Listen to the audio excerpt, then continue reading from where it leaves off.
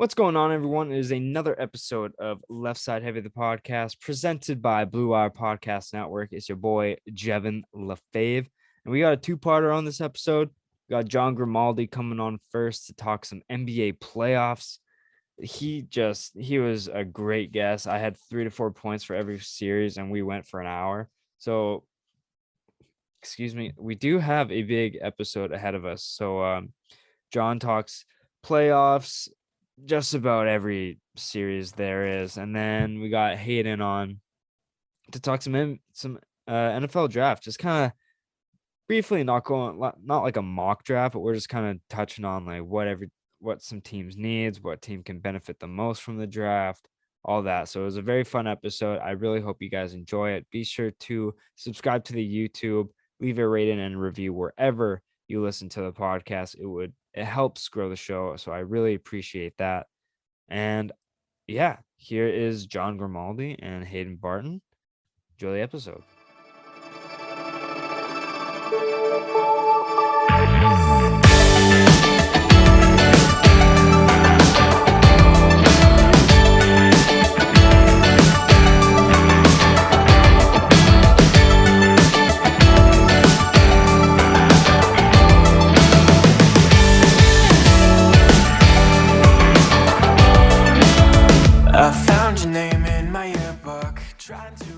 It's episode 96 of Left Side Heavy, the podcast, presented by Blue Wire Podcast Network. It's your host, Jevin LaFave, and I welcome back good friend of the show, host of From My Point of View, John Grimaldi. How's it going, buddy? What's up? Third time on the pod, I think, right? Yeah, third time. Fire. I believe. Technically fourth after we bring it up every time, but after that shit show of a first recording where like the audio just didn't work for some reason. True. But how you been lately? Good, grinding. Yeah. How it goes. Been writing more, which is interesting, but yeah. I saw that you joined like a network, Animal House Media. Yeah, a little startup company. Go check it out, animalhouseusa.com. And yeah, me and a good friend of mine, and you got a bunch of other people involved, and can't even say how many of us there are, but it's a startup company. We're about sports, pop culture, TV, movies, stuff like that. Some guys have like a hand in, they're interested in like business and stuff like that, so they'll write about stuff that doesn't interest me, but might interest someone else. So love the variety of topics on the website. But yeah, little startup company, started that, attached the pod to it. So just trying to grow, trying to build. Where'd the idea come up or like come from to like start it up? Was it just like an interest you wanted to do, or did someone else bring it up and ask if you wanted to join? No, it was my friend's baby. He was he wants, he's very has entrepreneurial ambitions, so he wanted to start something like this up, and he's the one who got all the logistics together and was able to get the website up and running and stuff. We had like a private server for a long time, and we finally launched the website like last month. So that was a big step that we finally took. So it's exciting to be able to have all that on there, Yeah, and how long has it been going? Like, how long have you kind of had your podcast network attached to it and been working? Only a few months. Only a few months. Yeah, we're just now, we'll start expanding more into podcasts as the site hopefully grows. But right now, just because I had a pre-existing podcast that I had already done for, a couple years already. Yeah. Just trying to like promote it in that way. That's awesome, man. What else are you up to lately? Is that kind of taking over your life, or do you have any other stuff going on? Right now it is. Yeah. I did March Madness at CBS, which was fun. I got to meet like Charles Barkley and stuff. Kenny Smith. It was awesome. That's unbelievable. What were you doing over there? Just production assistant, which is something I'm not used to, TV production, but it's a job that I started a handful of months back. So that's been fun. Yeah, How but did that's about it. how did that opportunity come to you? Did you just like find it online and you just applied for it, or was it? Do you know someone there and they like Yeah, it's sent you a usually job? like you usually just know someone there. It's like a very low level job, so it's like you wouldn't even really like post it, you know? Yeah, fair enough. But well, I'm happy I got in contact with you because I it's been a while since I've talked some NBA on this podcast here. It's mainly like NFL with like a ton of the off-season moves going on. It's been pretty crazy. And then NHL's season is coming to a close. So I haven't really had the chance to talk some basketball, but reached out to you. I'm happy you came on because there's a lot to talk about. And just like a overarching question, what have been your thoughts about the NBA playoffs so far?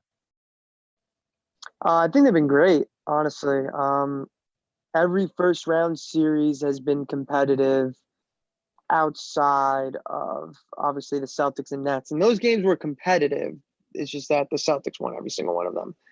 Um, the most boring one for me has probably been the Heat and the Hawks, and I just laugh at that series because I remember the Hawks won Game 3.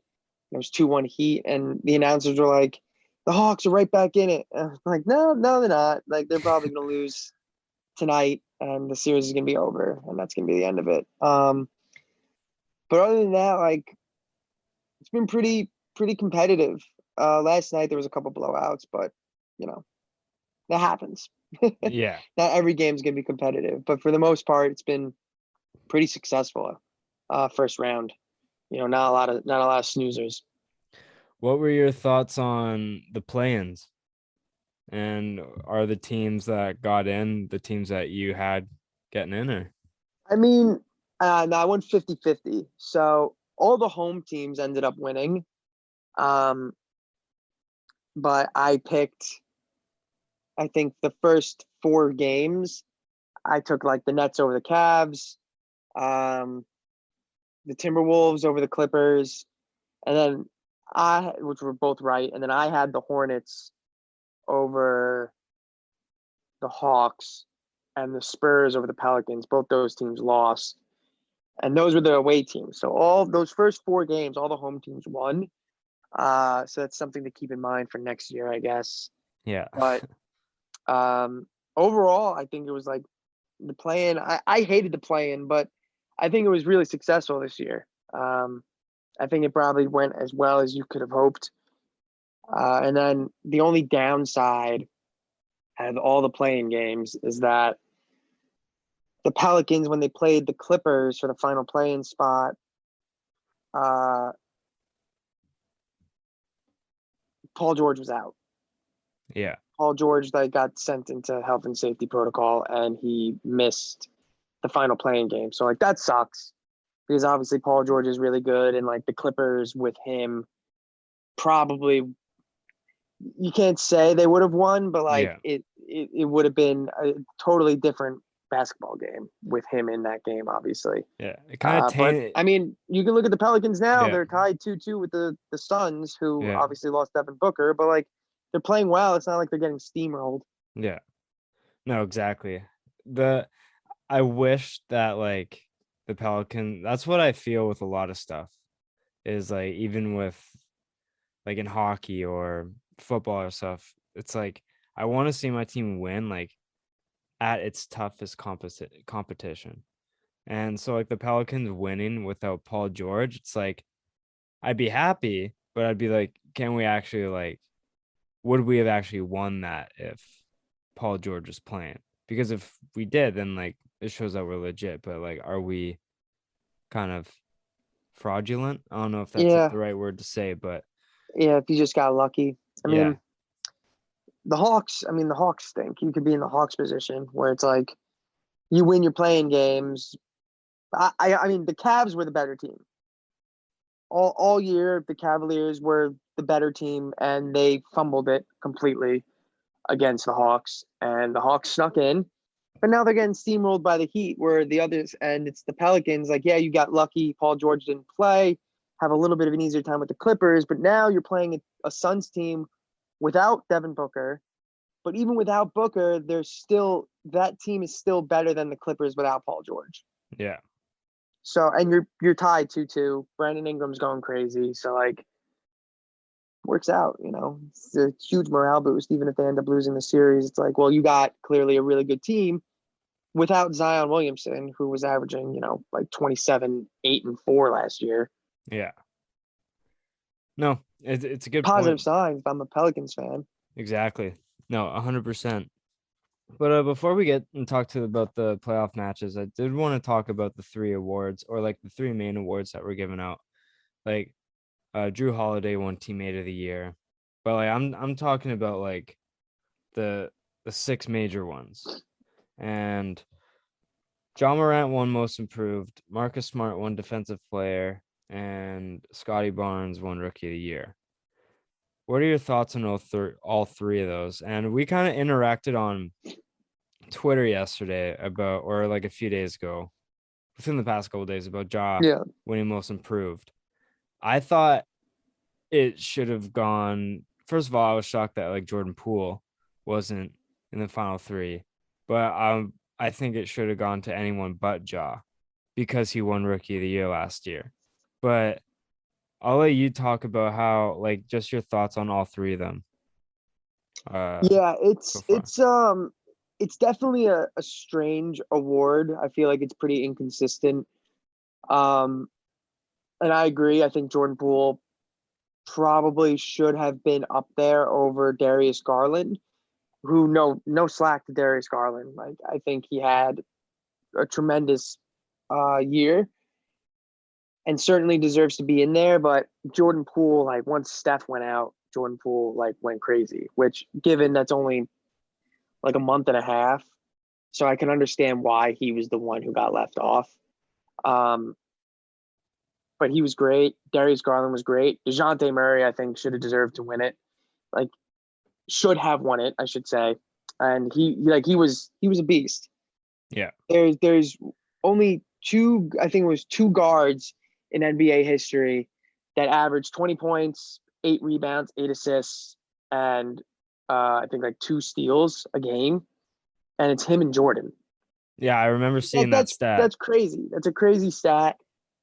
The Spurs unfortunately weren't that good, but like he finally became the player that a lot of people for a couple years now have been talking about. Like, he's capable of being that player.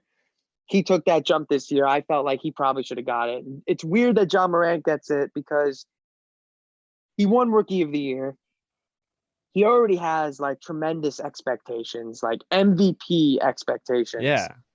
And it's just weird that you give it to him. And like, the award's weird because you look at it, and the past awards before John Morant were Julius Randle, who went from being like kind of a role player to a star with the Knicks, all NBA, all star for the first time. Yeah, like that was He deserving. wins that award. That makes sense. Brandon Ingram, 2020, a young guy, gets traded from the Lakers to the Pelicans. It's finally like, quote unquote, his team. Yeah. He's supposed to be the guy. He takes a huge step, balls out, like, makes sense. Pascal Siakam, same thing. Yeah. Oladipo, same thing. Giannis is the real sore thumb that sticks out on this list. Like, over the past 10 most improved players, Giannis is the only one who's like went from being a most improved player to MVP expectations. So, because it's like Ryan Anderson, Paul George, which is, I understand the Paul George one, Goran Dragic, Jimmy Butler, CJ McCollum, then it's Giannis, Oladipo, Siakam, Ingram, Randall, and now John Morant. None of those guys were Rookie of the Year. Yeah. None of them, except John Morant. So it's like, you're only in year 3 and you won Rookie of the Year. So like, how big of a jump could you have possibly made to get Most Improved Player? It just seems like it's an award that's kind of out there for him. Like, I get all 3 of those guys were young. It just felt like it should have went to DeJounte Murray. As for the other awards, Marcus Smart kind of made like a late season push to be Depoy. I think it should have went to Mikal Bridges. I love Mikal Bridges. I'm glad it didn't go to Rudy Gobert. He's won enough of them, and I think people are kind of over his shtick, I really like Mikal Bridges, but Marcus Smart is a great defender. I think he deserves to have at least one Defensive Player of the Year award in his Yeah. trophy case. Yeah. So I wasn't mad at that. Good for Marcus Smart. And then the Rookie of the Year, my bet was Evan Mobley on the Cavs, but it went up to Scotty Barnes, which I'm totally okay with. I'm just glad people didn't get caught up in like the Cade Cunningham stuff, because he has a lot of hype around him. But both of those other guys, Mobley and Barnes, were better than him this year. Like it is what it is. Jalen Green made a late push, but the Rockets were just so damn bad. Yeah. So you can't really. And he was bad for like the first 2 months of the season. So it was either Mobley or Barnes. My pick was Mobley, but it went to Barnes, which is fine. I like that pick. I like Scotty Barnes. Yeah. I want to chime in about Ja winning because just like a thought, and we don't have to like talk about it too much because you broke it down very well. But like as soon as like in Ja's rookie year, everyone was like Ja's insane. Like he's at least like a few years away from like being superstar, if not already. And like this is He's his already rookie a year. star. Like He's already a star. this is back in his rookie year. Like everyone knew like he was going crazy, and everyone knew like the player he was going to become. Everyone knew he was like amazing. He's a stud. So it's like I feel like you can't really improve much off of that. You can only just maintain that. Does that make sense? Like, yeah, you can Yeah. improve, but I don't think it's enough to like, whoa, he took a big step. It's like you're already like up there. But like before the year, everyone was like, yeah, DeJounte Murray, he's a steady player. He's not necessarily someone you're gonna like heavily rely on, but like he's a solid player that you'd love to have in your lineup. And then he just went crazy this year, and now it's like, okay, now DeJounte Murray's like a bit of a on a higher pedestal after this year, going like his expectations raised a ton Yeah. going into next year. So I feel like Ja winning was like, did he really like improve that much? Because he was already kind of like doing this in his first year. So that's Yeah. why I was And kind of confused. Garland and Murray, like they were both first time all stars. Yeah. It felt like it should have went to one of them. The most improved player is like an award that's supposed to go to someone. It's like you're not necessarily expecting to make a huge gap, a Yeah. huge jump from like their Exactly. previous year. Yeah. Whereas Morant, like people expected that jump. Yeah. Ja Morant was also a first time All Star this year, so fair enough. But it's like you kind of, I don't know. It's weird because I feel like a lot of people like year three for guys coming out of college, like that's the year where you make like a jump. Usually for Yeah. young one and dud kids, like they're 18, 19 years old coming into the league. Now you're 21 years old. This is the year where it's like, okay, you're jumping up a little bit. Like Yeah. things are supposed to get better for you. You have a couple years under your belt. Physically, you get bigger, you get stronger, you get faster. Like it just how life progresses. So if you're a talented player in your rookie year, like Ja Morant was, like you expect these things. So to win Rookie of the Year over a couple other guys who didn't necessarily have as high as expectations as him, it just seemed a little weird. It seemed very Yeah. inconsistent. That's all. Yeah. Yeah. I agree. All right, let's jump into the playoffs here. We'll start in the East. Your most boring series that you talked about, Miami versus Atlanta. Miami sits at 3-1. They do play tonight. We are recording Tuesday. Does Miami, obviously this is going to be released tomorrow, so everyone's going to kind of know the answer here, but I'll ask you this for tonight. Does Miami finish it off? I recorded my podcast earlier, actually, also, which will be out Wednesday, but I said yes, but now it gets a tad more complicated because when I was recording, I didn't have this news, but now you're recording, so you have it. Yeah. Jimmy Butler's out with Yeah. knee inflammation. So that makes it a bit more. At first, I was like, absolutely. Like in my head, I'm like, Jimmy Butler's going for 35. Like he's Yeah. he's going putting off. him to sleep. It's over. Yeah. And they're in Miami, which helps things, of course. But now it might be a bit tougher too because they don't have that defensive anchor with Jimmy Butler. So it might be a bit tougher. The Hawks may be able to squeeze out another win.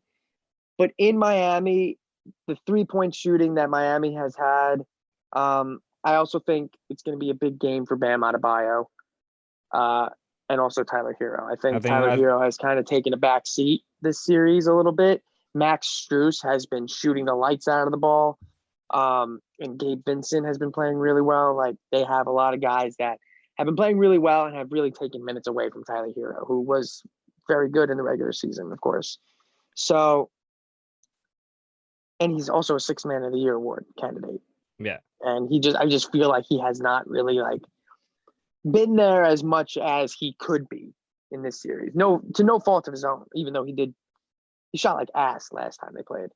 But I still think Miami wins it.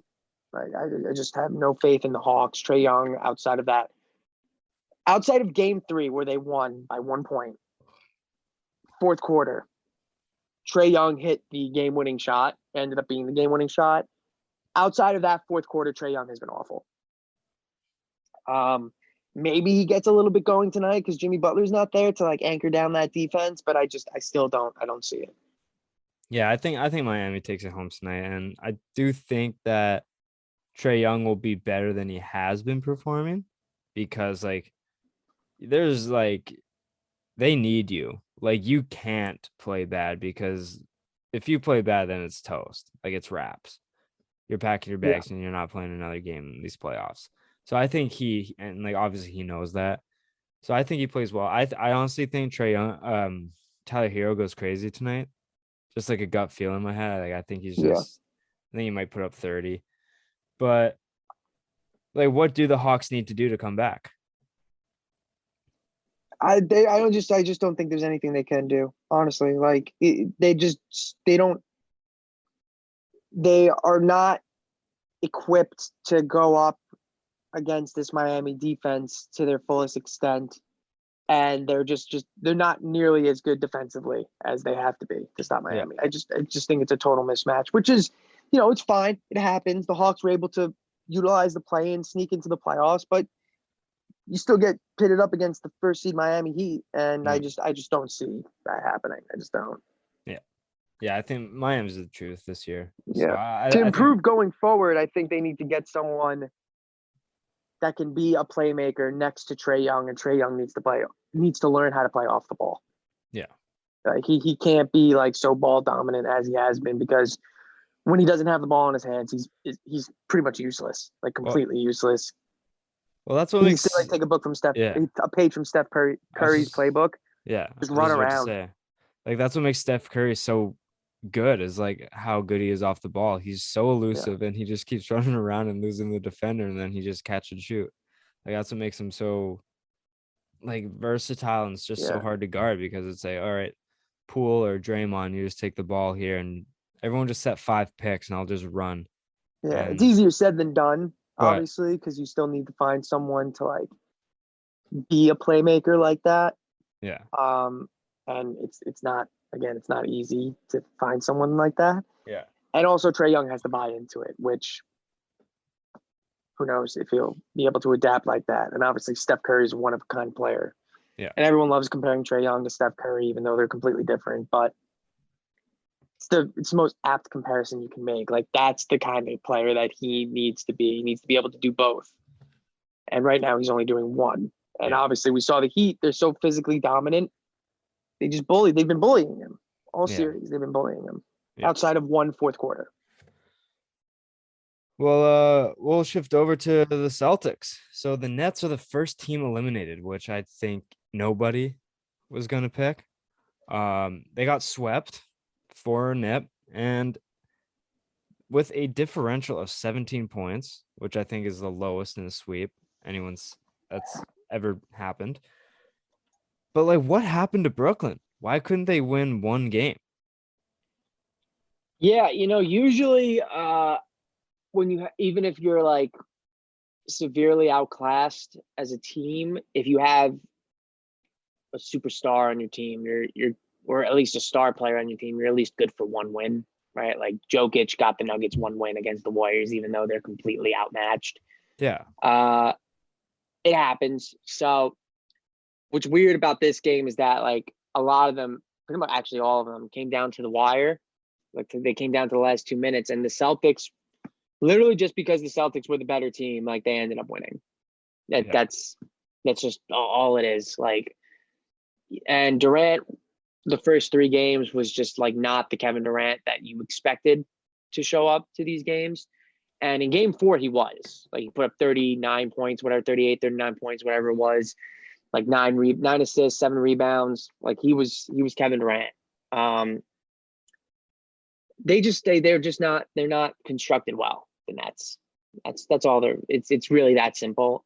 Ben Simmons is like, I'm totally done with him. He's just like a waste at this point. I was about to ask you your thoughts on Ben Simmons. Yeah, man. It's just like I think everyone who covers the sport, everyone who talks about the sport, fans, analysts alike on television, radio, whatever it is, if you're a guy who enjoys the NBA, like I think everyone is pretty much like unanimously done with Ben Simmons and his antics.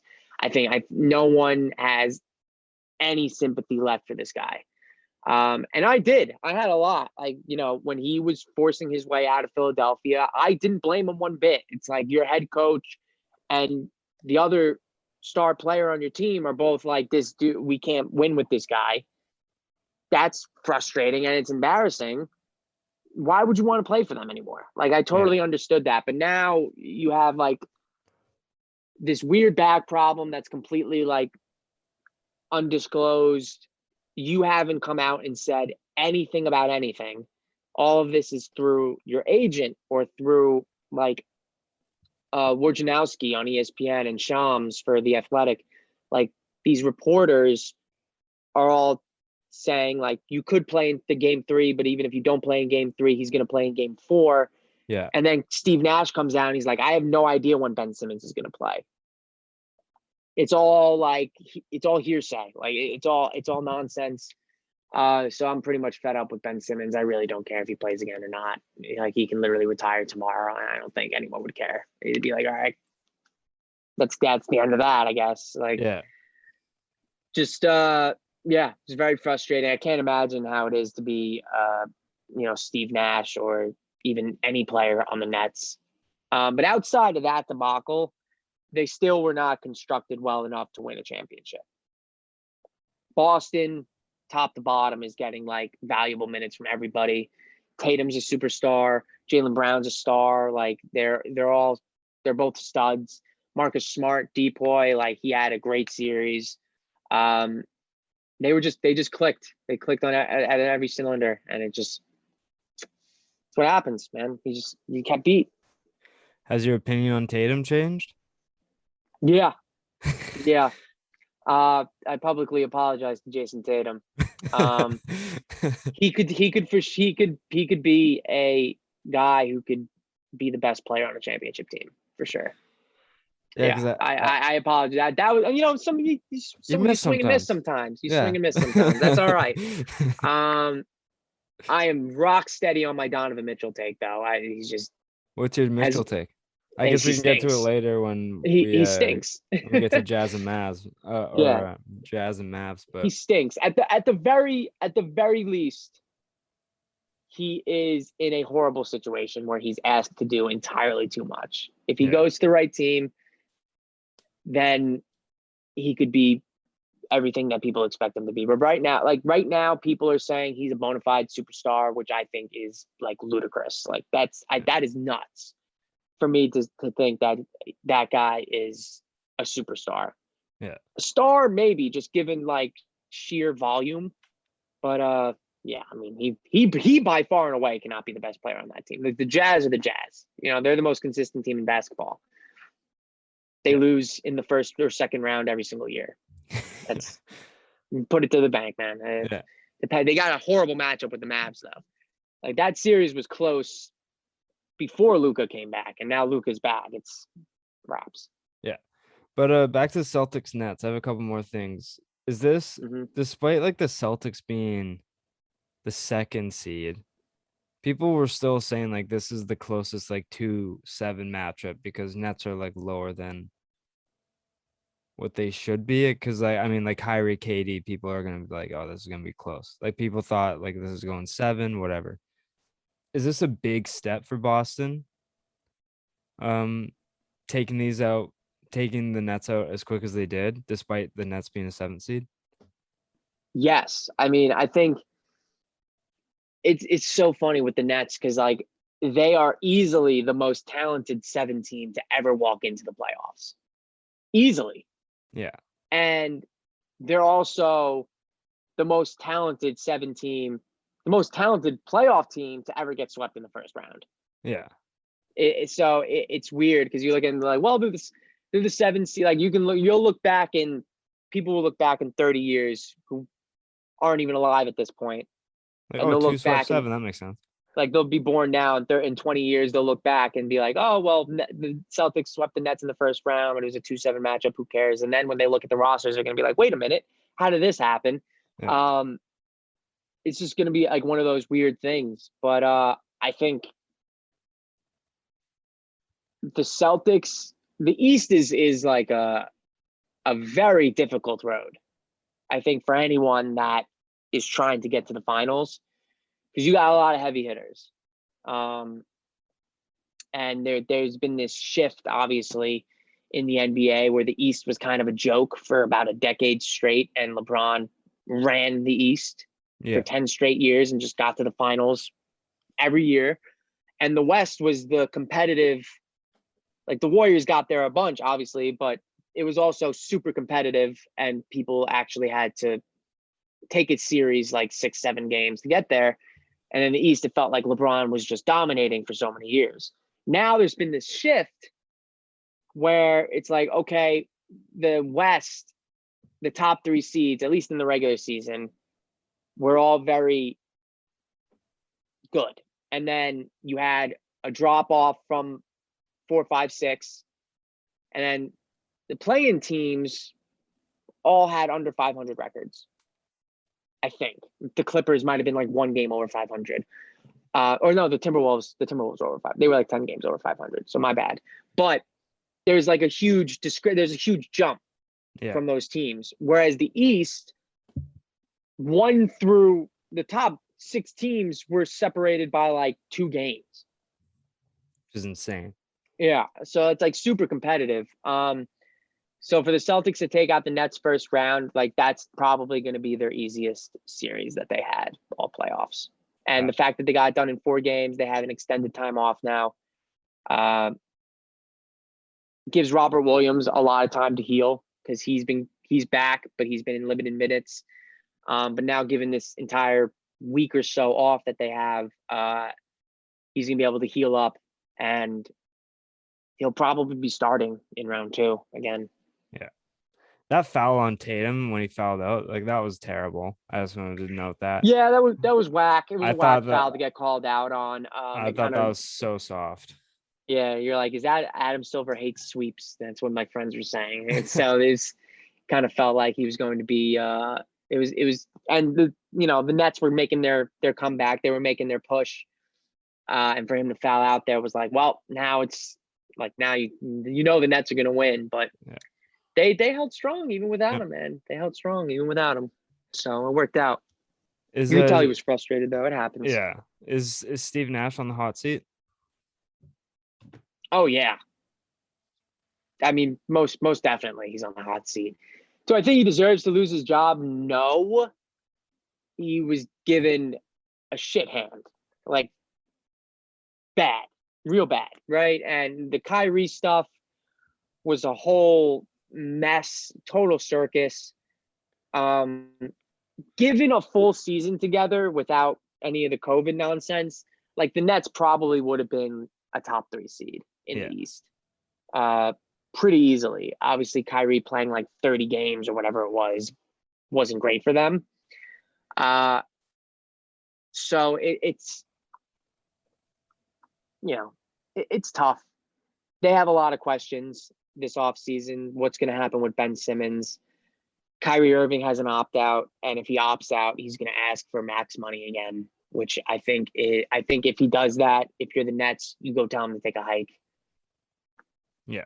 Go allocate that money somewhere else to help Kevin Durant. Like, honestly, unless Kevin Durant says to you, if you do not re-sign Kyrie Irving, I'm walking after my contract's up. then you're pretty much tied at that point. In my opinion, I think you say both of you get lost, right? I'd trade both of them. Yeah. But can't really do that. So, Yeah. Tough situation. So you have Simmons, Kyrie's contract, and Steve Nash. I personally don't think he was ever equipped to deal with the personalities of Kyrie Irving and Kevin Durant, just because he was a great leader as a player and a great point guard and all that. But Steve Nash doesn't strike me as the guy with the personality to thwart other big personalities. Yeah. Like Durant is very much like his own guy, and Kyrie Irving, as we've seen, sticks to his beliefs. Yeah. And Steve Nash doesn't strike me as the guy to kind of say, enough is enough. I'm the head coach. Especially because Kyrie Irving came out and said, like, oh, we don't have a head coach. It's a collaboration effort. Like, that's a jackass thing to say, but yeah, it's clear that Steve Nash doesn't really have like the stranglehold that he needs to have as a head coach. I personally have no idea who could possibly take over instead of him. So that's a huge problem in and of itself. I mean, Kyrie says he wants to manage a team, so just give him. He wants to manage the Nets next year, so give a coaching job to him. We'll move on to the Bucks versus Bulls. Bucks are up 3-1. I feel like we can kind of breeze by this one pretty quick, but do the Bulls have any chance of coming back? No. Yeah, okay. Yeah, no. I don't think they're coming back either. No. Levine just entered health and safety protocol today, so he's in danger of missing the next game. And even if he plays, it's the Bulls. Great start to the season. Yeah. And the first 55 games of the season is probably the only reason why they're actually in the playoffs. Because it saved because they were horrible. Like the last 30 games of the season, they were. Yeah, because they were 6 seed, right? They were in first place for a long time, and then they dropped down, and they were still like a top 3 seed for a while, and then they just kept sinking, and I think they got into they missed the play-in by like 2.5 games. That's insane. And the Cavaliers ended up in that spot, or the Nets and the Cavs ended up in that spot. But they just barely missed out on the play-in because they were just so bad. They were just so bad. And it's clear that's carried over. Getting matched up with the Bucks round 1 was like the worst case scenario for them. Like they would have been better off playing the Sixers. Yeah. Or the Heat. Well, then they would have to been the play-in, honestly, if that happened. But you know what I mean? Like the Bucks were just like, you got no one on that team that can even remotely guard Giannis Antetokounmpo. No one even close. Yeah. So it's wraps for Chicago. Yeah. 5 games. Yeah, unfortunately, it's wraps. I don't think they're winning a game. But we'll go to Sixers and Raptors. Raptors are playing frisky now after Embiid completely jinxed it when he talked to Drake at the end of game 3 and said he's coming for the sweep, and then Phillies hasn't won since that, obviously. But Scotty Barnes returns. James Harden is up to his typical playoff performances. He hasn't necessarily been the guy that they traded for. Give me your rundown on this series. I think if they lose game 6, they're probably going to lose in 7. Game 6 is in Toronto, and then game 7 would be in Philadelphia. But Embiid is clearly having problems with his finger. He's got like the torn ligaments in his hands. It's clearly very painful for him. On Doesn't top of that, sound comfortable either. So yeah, I mean, clearly hinders his shooting capabilities. Yeah. Finishing at the rim with his left hand, I assume, is very difficult as well. Handling the ball in general is probably not super comfortable for him. And then on top of that, he gets the shit kicked out of him every single time he's on the basketball court, and he just does not nearly get as many free throws as he probably should be. Like, he gets pounded every single game by these other guys who are like elbowing him and hitting, like he's falling to the ground. He's getting smacked, and they're just not getting any, not nearly as many calls as he probably should be getting. So he's getting beat up. He's already injured. And then on top of that, you have James Harden, who's just, I don't know what's wrong with this dude. I really don't. Like, past playoff performances aside, he's at least been a guy who's like, he's going to shoot. Yeah. Right? He's going to shoot. He's going to shoot his threes. He's going to get to the line. Like, he's not doing any of that. Nothing.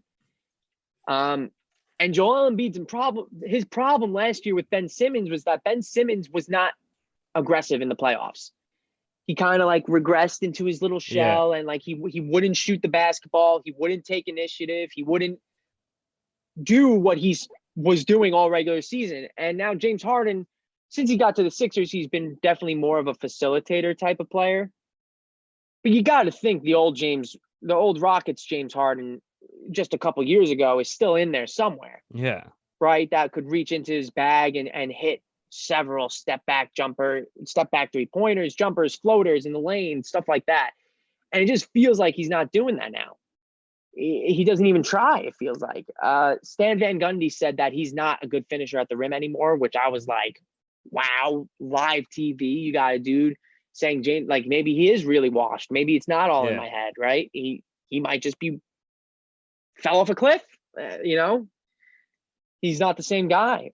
And it's just bizarre to me how quickly, he had the hamstring problems with Brooklyn. And he was kind of the old James Harden with Brooklyn, hitting his jumpers, getting to the line, hitting his free throws. And then the NBA kind of took out that rule that he always manipulated and stuff. So that definitely took his free throw attempts down. But in general, he was still James Harden with the Nets. And then he got injured with his hamstring, and it just feels like he hasn't been the same since. Now with Philly, I said Embiid's problem with Simmons is that he would regress into this shell. He wouldn't be aggressive. That's what he needs from James Harden. And James Harden's not doing it. So Embiid's probably punching a hole through the wall, asking, what does it take to get another guy to want to score the damn basketball? Yeah. Because that's what you need right now. You need James Harden to go out there and score 25, 30 points. And Embiid can kind of take a little bit of a back seat, and get his 20 and 10. He gets 20 and 10 in his sleep. So he can do that, but Harden needs to step up, get 25, 30 points. Who are you going to rely on? You're going to pass the ball to Tyrese Maxey? He's too young. He's not built for this yet. Yeah. Tobias Harris is wildly inconsistent. What are we doing here? Yeah. I think the best case scenario for them was to sweep Toronto. Embiid gets like 12 days off and then is able to like rest his hand and heal a little bit.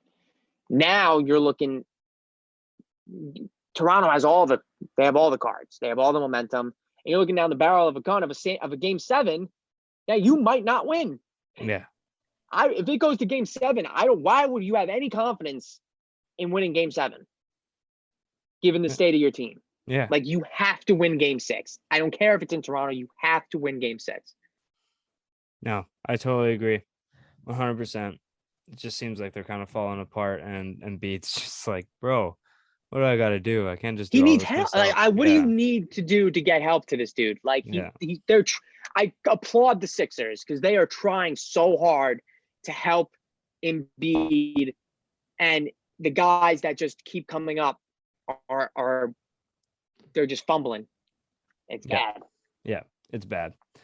Well, we'll shift over to the Suns and Pelicans. Devin Booker is hurt with a calf strain.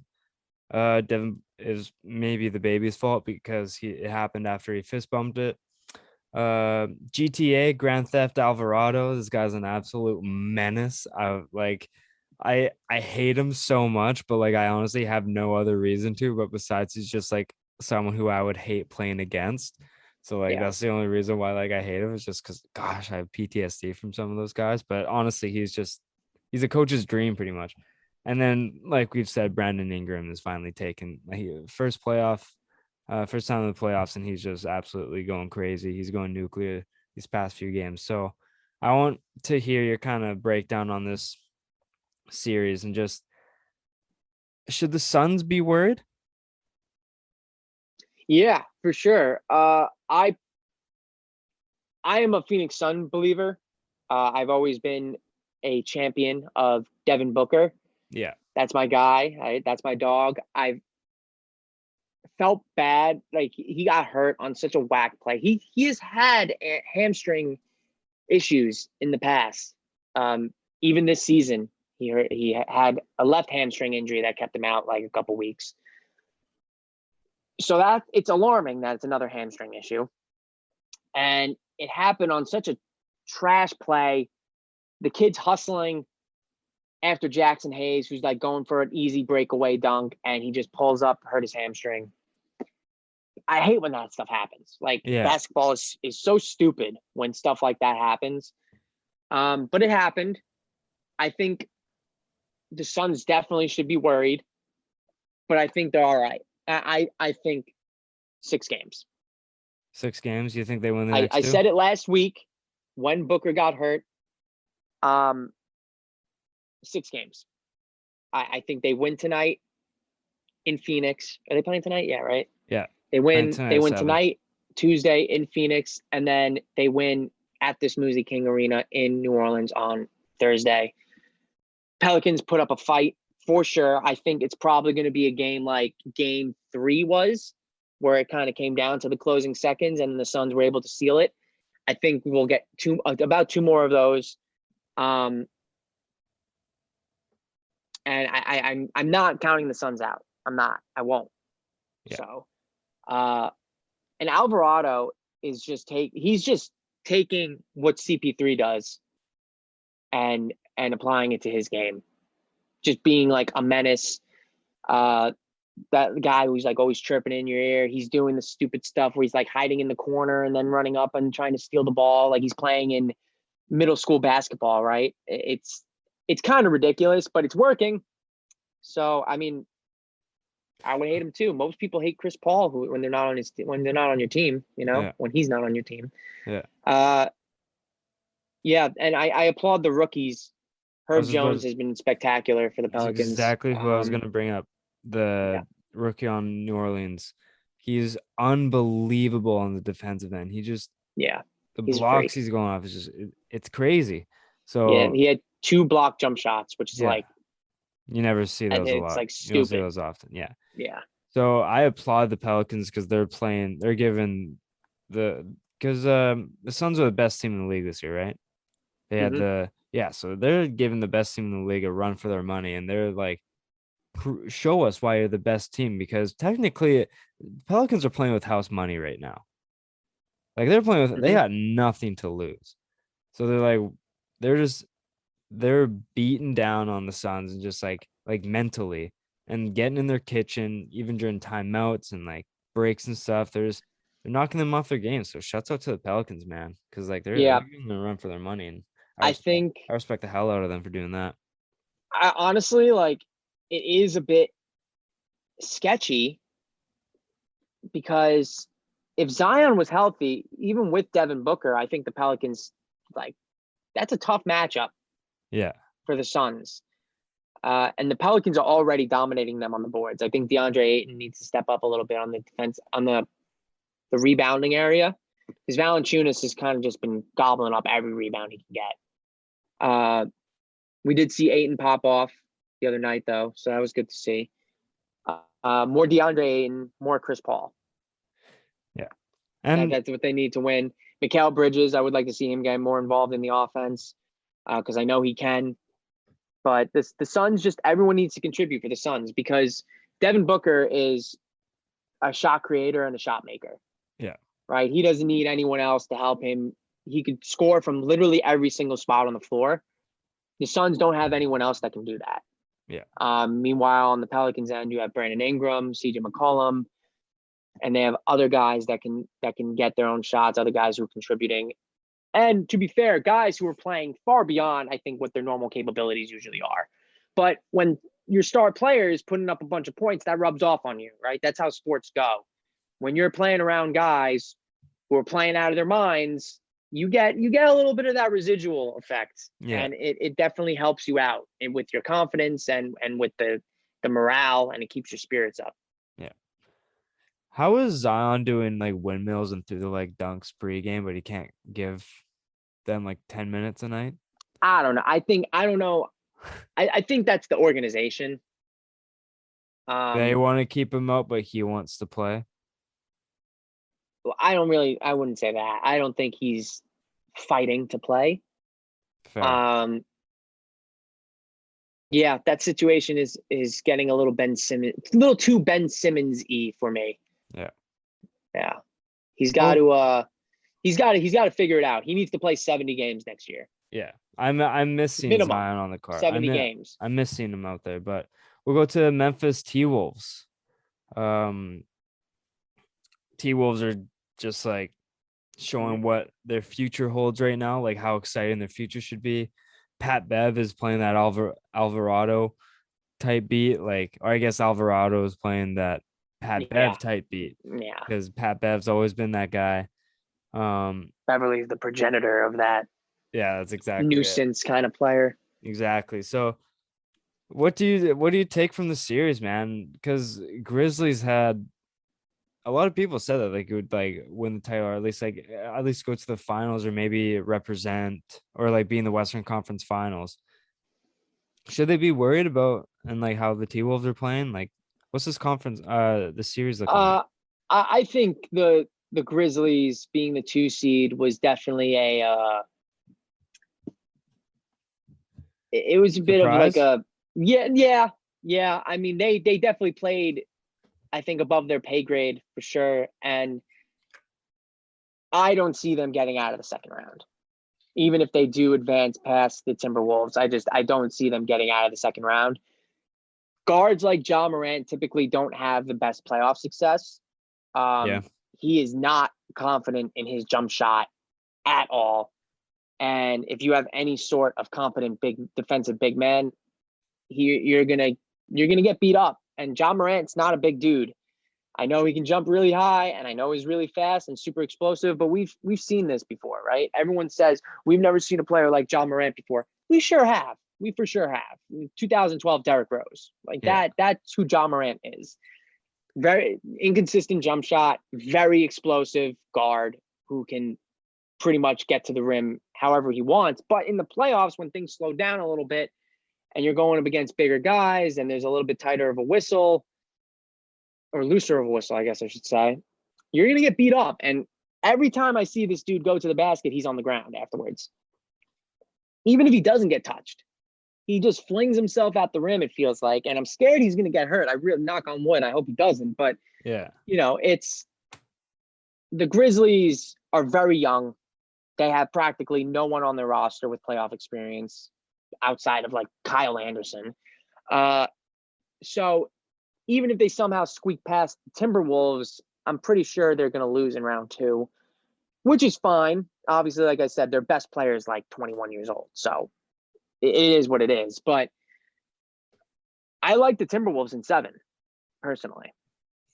I just feel like both of these teams are super young, and it has all the makings of going 7 games. Yeah. But I think the Timberwolves just have it's all about the Timberwolves mindset, because mentally I feel like they have a lot of guys who falter. Karl Anthony Towns specifically, sometimes we saw it already multiple times this series. He gets very frustrated, and sometimes he just decides to put his head down and be a bully, but you're going to rack up offensive fouls like it's no one's business when you're doing that. Yeah. So he needs to we saw it last game when they won. He had his best game of the series. Just needs to stay within himself, not get frustrated. Don't try and overpower the people who are guarding you, because, again, you'll rack up offensive fouls. D'Angelo Russell had an off night shooting. That probably won't happen again. He's pretty consistent. And Anthony Edwards he's borderline a star already also. Like, he's a stud. So it has all the makings of going 7. I personally think the Timberwolves are going to win. This is going to be the upset, right? We haven't had an upset yet. We're looking at a couple with the Pelicans and Suns, and this one also, a couple 2-7 upsets. Pelicans and Suns won 1-8, but this 2-7 matchup here is it's brewing for an upset, I feel like. And we haven't had one yet. So Yeah, I could see 2-7. Mm. Warriors Nuggets. Jordan Poole, the third splash bro. Jokic is just trying so hard to keep up and like do everything. Yeah. And like Steph coming off the bench, like 3 games in a row, he's been coming off the bench, and it's something I wasn't like never thought about doing, but like I kind of respect it. It's like, I mean, if Jordan Poole's going crazy, let's just keep Steph fresh and like not tire him out. Like I kind of respect what they're doing. But what are your thoughts on the series, man? Yeah, Steph buys into that, which the dude is the most selfless superstar I think I've ever seen in my life.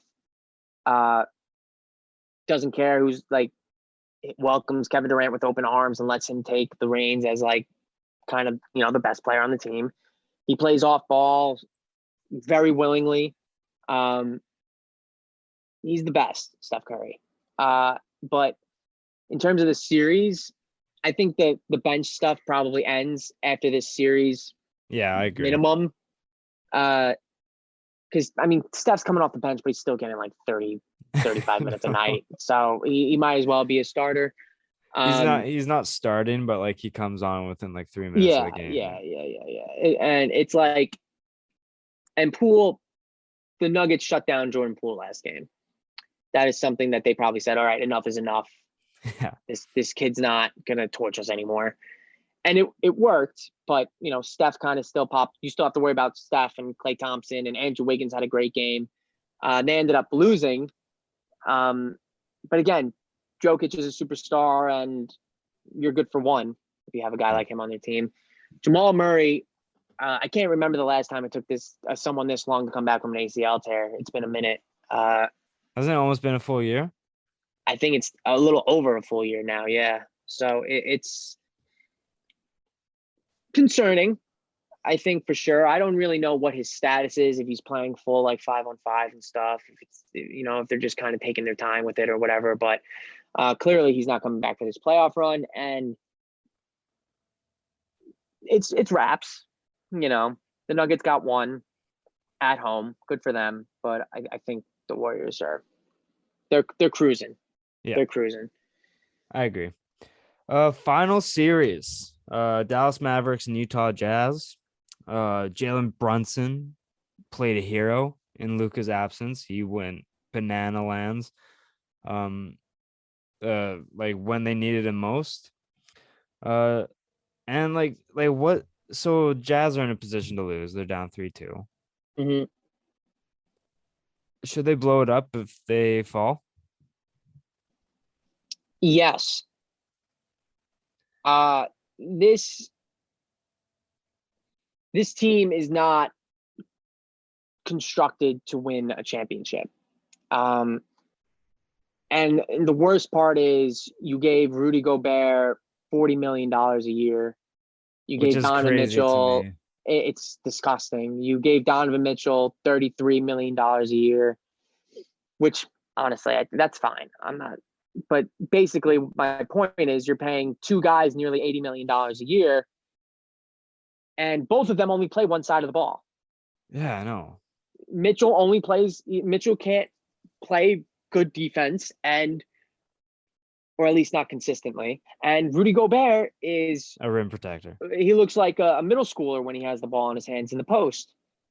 Yeah. If it's not an alley-oop or a putback layup or dunk, he's completely useless offensively. Yeah. So the Jazz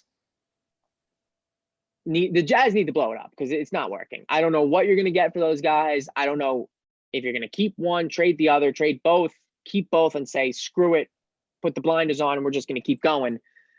Because you'll again, most consistent team in basketball. You can keep this team as currently constructed. Maybe one guy walks, you add in another couple players, whatever it is. If the same core remains of like Clarkson, Mitchell, Gobert, and like Bogdanovich, I guess, If you keep those guys and, insert a couple other players for the next 2-3 years, you're going to be a playoff team and you're going to get eliminated in the first or second round. That's just how it's going to go for you, right? So, yeah, I think they should blow it up because they're not winning anything. They're not even going to get to a conference finals, let alone the finals. As for Donovan Mitchell, I get on that dude a lot. I think he's shoots the ball way too much and he'll turn the ball over. He'll be wildly inconsistent shooting and he doesn't nearly facilitate as much or get to the free throw line, I think, as much as he should. Yeah. Inconsistently, he gets to the free throw line. He hurt I think it was a hamstring issue again. Yeah. Third guy for a team goes down a hamstring, which sucks. Obviously, you never want to see that. Even if he's healthy, the Mavericks win this series. It's over. Without him, the Jazz shouldn't even show up. Just forfeit the game and call it a day.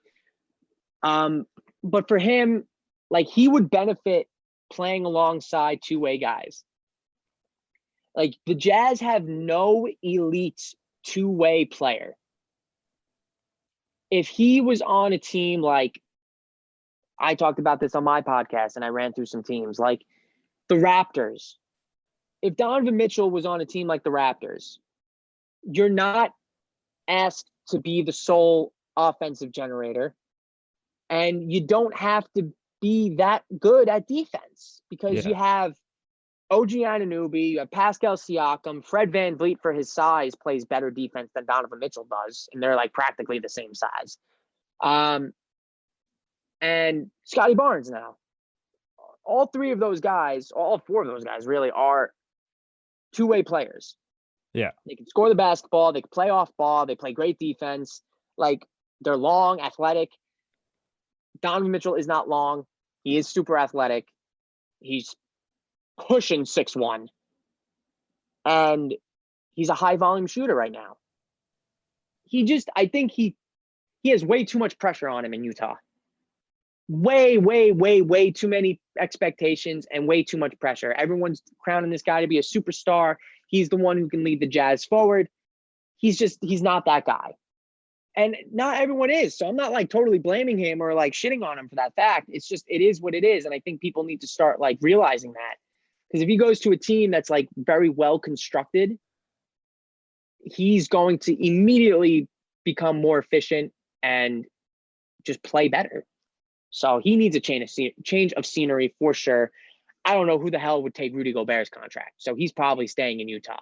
Donovan Mitchell is the trade piece to get other draft picks and young talent or whatever for the future of the Jazz. But you're stuck with Rudy Gobert because no one's sniffing that contract.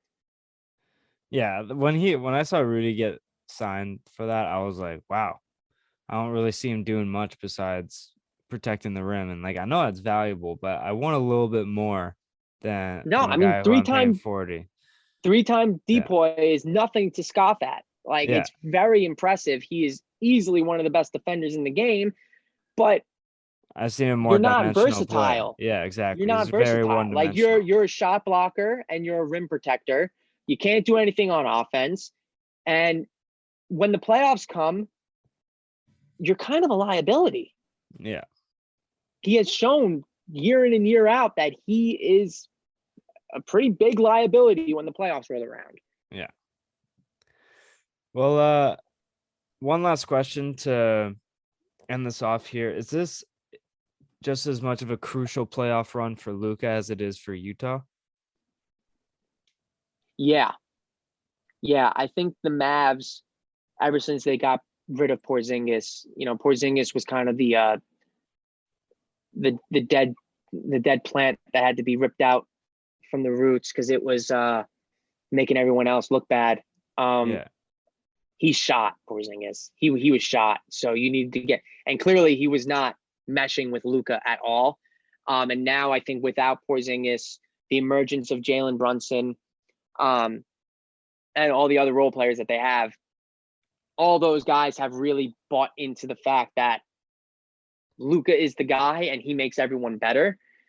there's no need for the Dallas Mavericks to have a quote unquote second star.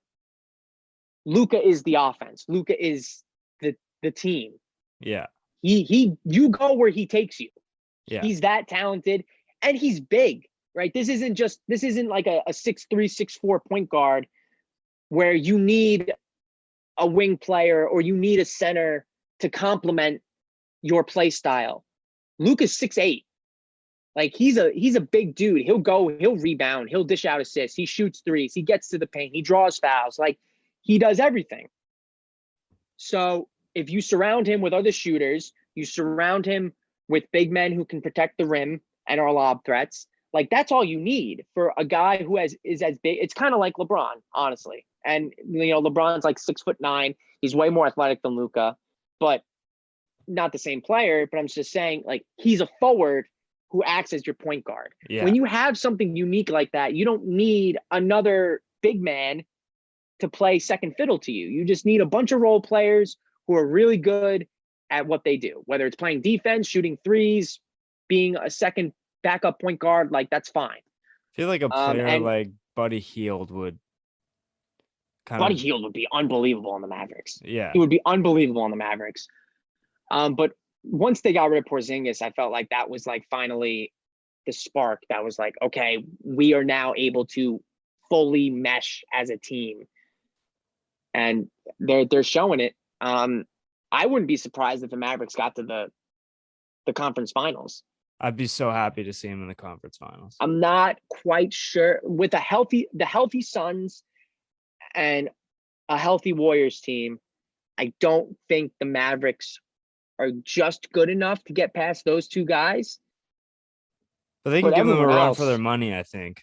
Oh yeah, for sure. But everyone else, I think I like the Mavericks against pretty much everyone else.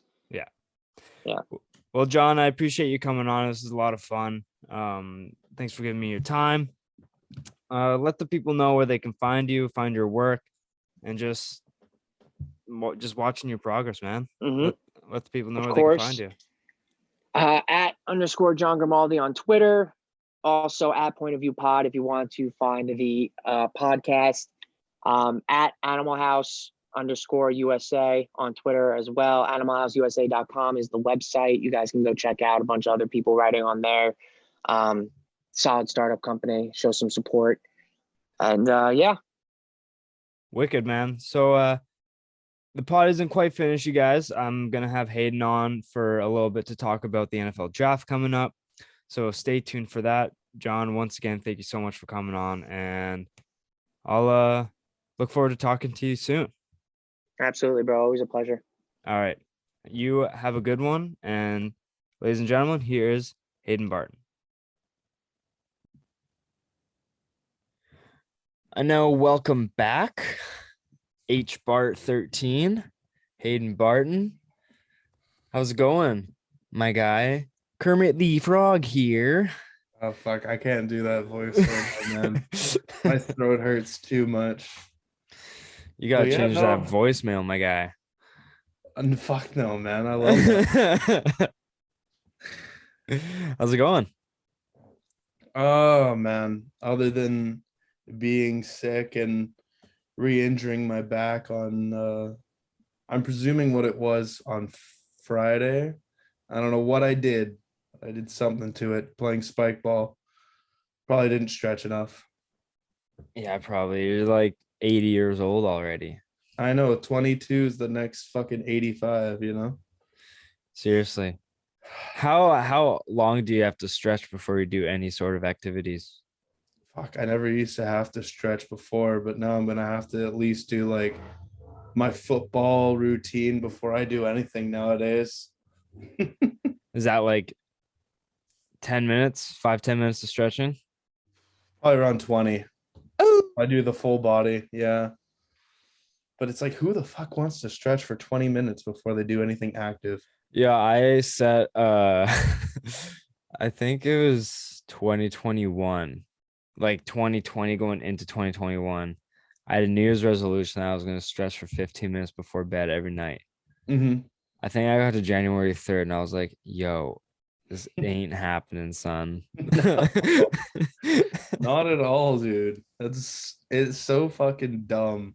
Yeah, stretching is just so boring, dog. It is. I can't do it. No, not at all. It is probably the most boring thing ever, especially when your buddies are just like, come on, like let's fucking play. And you're like, hold on, I'm doing lunges. Okay. And then you still like pull something. And the guys who didn't stretch at all are just walking fine. It's like maybe it's just me and it's not the stretching. Oh am my I the God. am I the am I the problem? Am I the drama? No. Probably. But I'm not just a podcast host anymore, Hayden. Yeah, you're not just a podcast host anymore. I'm a radio host now God damn. for It's a week. huge steps in the right direction for you, my guy. For a week. Yeah. It's a lot of fun, man. It's like it is the practicum given to us Mhm. and just for the BCIT radio station, but it's fun. It's it's kind of like tough because it's the one you have to prep for the most, because like the news and sports, you basically can use the same stories for the 3 times that you're on, for the 3 spots that you're on, Mhm. but it's like you just have to rewrite, but you have an hour to rewrite. I have to like have 10 bits prepared and like different sweeps. Every time I come in, I have to prep that the night before. So it's a lot, Yeah. man. It's a lot of prep, but it's a lot of fun. It's kind of annoying though, because the store, like the bits that I do, and like they're not long, they're like 30 seconds, but the bits that I do, I've had like the same song. Like tomorrow's gonna be the 4th time I've had to build a story off that same song. And I'm like, son, I can't, how am I supposed to make any more off of this one? Because like I use the songs to help me like relate it to something I've done. Yeah, or Like something you've watched, like hence to on what today was. yeah, like today I related Ship of Lies to like playing Battleship with my mom, like years before, and just like how insane she was at it. Like just something like that. Yeah. But I'm like, I've already done this song 3 times. How am I supposed to do it anymore? Like That what one else am I? person who's listening like in the morning, and hears you like repeating or like coming up with a different story. It's okay. You're lying here. Like, there's something fishy. That's not true at all. It's like Yeah. you're right. Messages you personally. It's like, what the fuck is this, man? Yeah, so why you straight capping on the radio, dog? Yeah. I'm like, I don't know what to tell you. But no, it's a good time. It's definitely some like this is gives me a taste of like what it is. And if like this is it, man, I'd have a blast doing it. Hell yeah, It's man. fun. I wish there was like longer periods of time before, because you have to like manage the time. Like Yeah. it's like I'm over by 6 minutes. So like what is slotted in the log is 6 minutes over the hour. So say it's 10:55, but I have 3 songs. So it's like I'll be Mhm. over by like 4 minutes. So I have to like delete a song or whatever. Yeah. And so like managing that can be kind of like tough. And the sweeps where like that was blank on Evolution 1079. Here's whatever. Like that's a sweep. On the allotted time, like the log, that's 0 seconds. So no matter what I say, I'm going over time. So it doesn't help me. And like No. there's like a ton of those every hour, right? So there's like 4 or 5 every hour.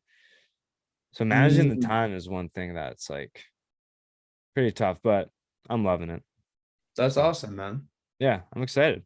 I'm excited for it. But enough about me and like my potential success as a certain no, I'm kidding.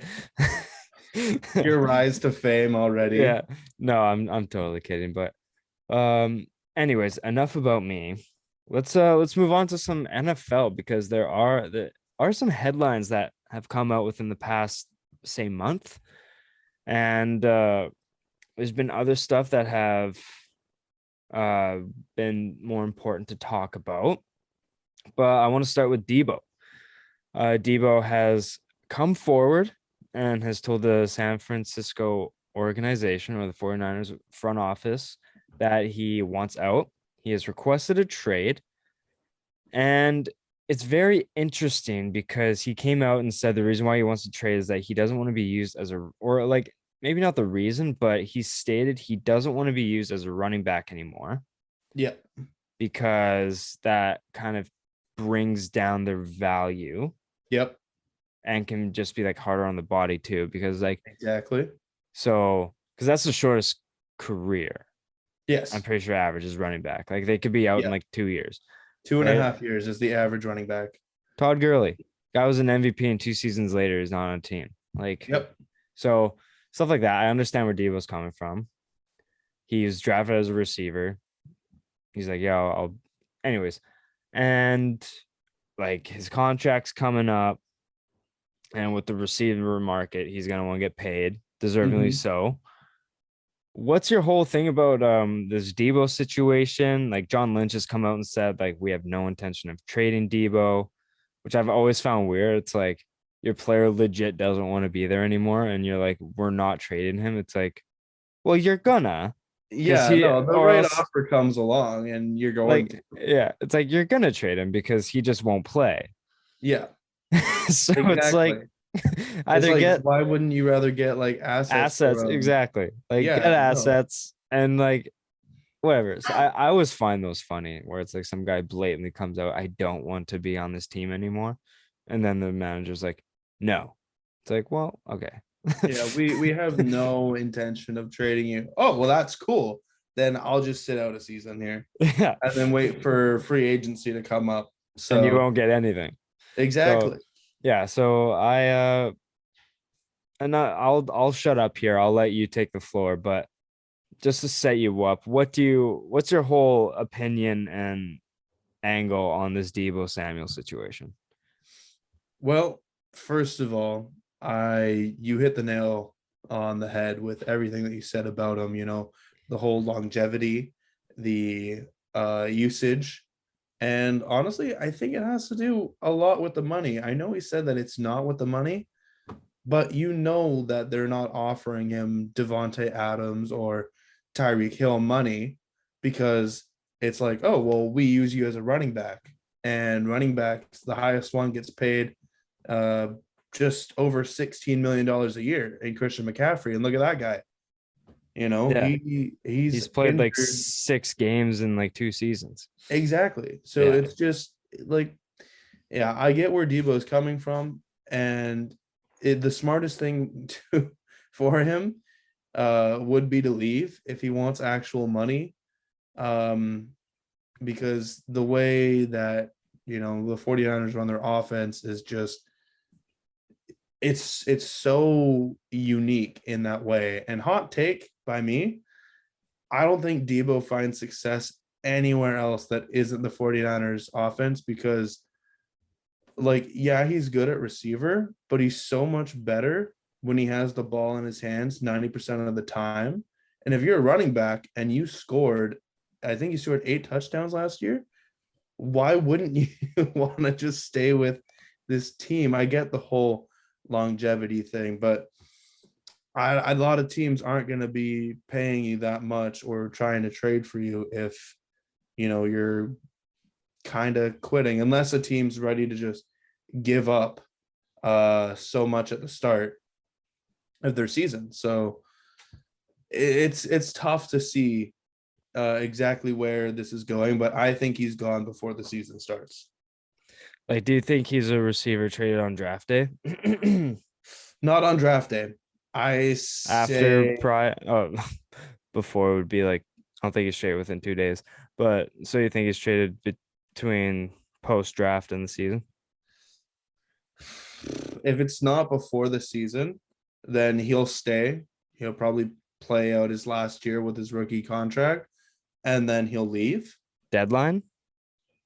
I don't see deadline. Maybe depending on where the team is.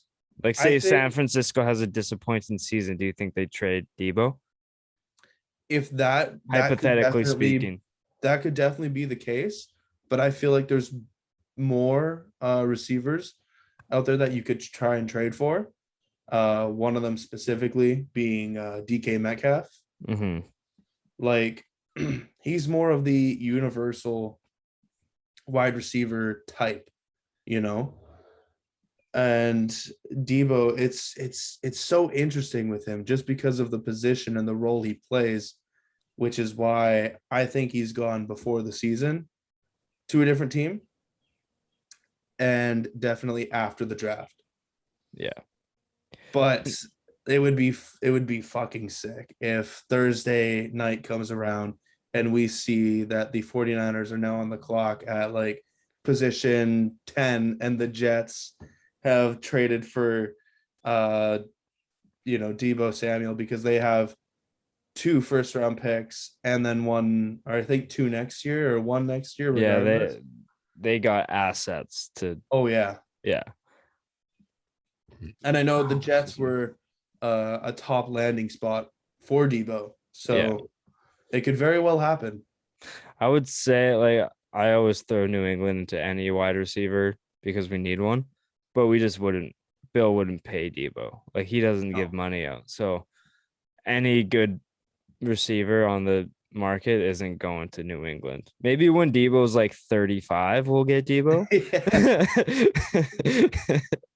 But I think it's so hard to like outbid the Jets right now. Oh, 100%. Because the young quarterback, just a young roster in general. Yep.